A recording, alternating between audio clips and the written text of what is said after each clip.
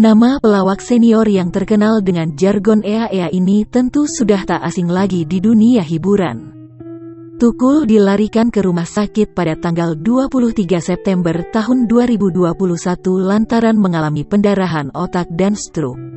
Alhasil, pelawak yang terkenal dengan kumis lelenya itu pun harus dioperasi besar. Kepalanya yang dulu dihiasi rambut kini terlihat botak.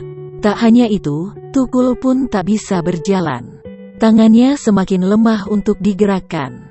Bahkan untuk makan saja pun harus disuapi.